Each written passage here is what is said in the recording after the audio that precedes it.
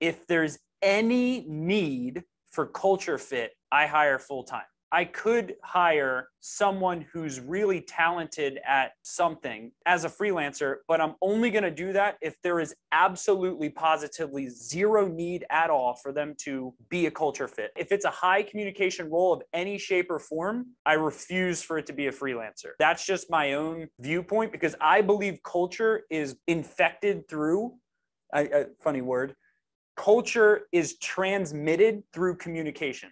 Internal and external communication. So if there's any high internal communication or external, I'm always looking to make that a W-2 hire. I think that's a good litmus test for you. If it's just a technical role and that person can have one point of contact at your company, like for example, we have people who help us with technical parts of website optimization. Victor is the head of our SEO department. Victor is the only person that deals with anyone who helps us with technical SEO. He's the only touch point for the freelancers we have for technical SEO. So whether they're a culture fit or not, most of the communication's through email, right? So there's not really a chance of it being a non-culture fit. So for a social role, we use first, the Vivid Vision video shows how they interact using a web video. So that's vetting that out. Second is we do role play through the interview process. So during the second interview, we do role play for all client-facing roles. So role play is our vetting mechanism for client-facing. Vivid Vision video is our vetting for whether they can make an online internet video without freaking out, because they're going to be on Zoom a lot. Third, for technical roles, we do written examinations. We do written tests where we receive physical writing from them back.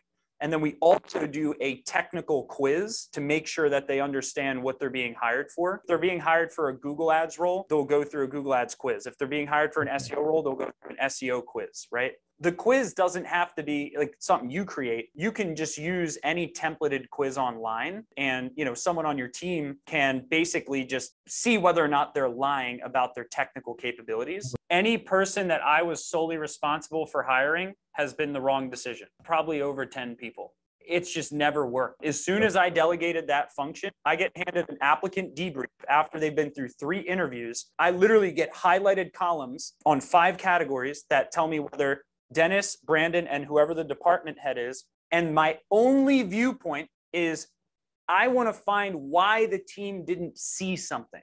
It's called the CEO sniff test for a reason. Right? It's not a CEO positivity test. It's the CEO sniff test because they went through all these interviews, and my job is to find why they missed something. So I'll give you an example. 2 people, Brandon and Dennis, brought to me this week and said, oh man, these are going to be the best salespeople ever. And then we did the CEO sniff test, and they were like, yeah, man, we're going to hire these 2 people. And both of those 2 people, the third one we actually did hire, but the 2 of them, mind you, this is after 30 second round interviews in the last 3 weeks.